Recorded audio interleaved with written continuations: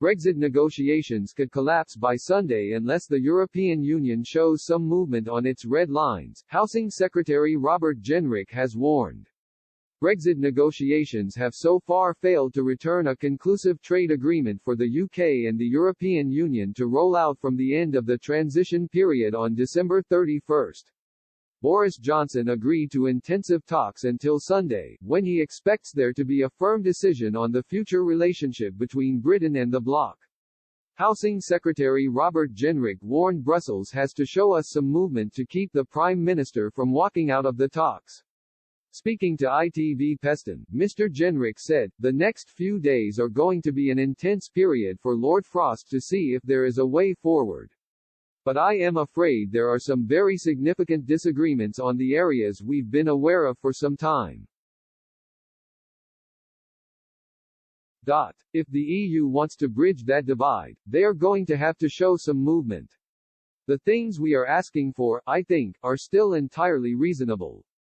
They are the same thing they've offered to Canada and other countries.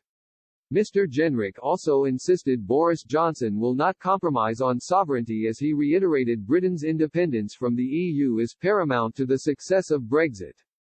He continued, "It has to be a good deal. There's absolutely no sense that the Prime Minister is going to compromise on the fundamental tenets of Brexit, which are our sovereignty, our freedom to set our own rules and regulations from January 1 onward. If there is an ability to do that, he is going to try to get it done." But despite both the UK and the EU agreeing to continue talking until the weekend, Mr. Johnson has been warned national EU 27 governments could vote down any deal threatening local economies. Former Belgian Prime Minister Elio Di Rupo hit out at Boris Johnson over his negotiations mood swings as he threatened to ask the Belgian parliament to vote down any agreement violating the country's red lines.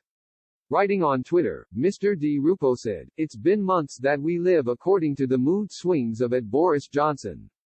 His attitude does not allow us to see clearly in the future of relations between the EU and the United Kingdom."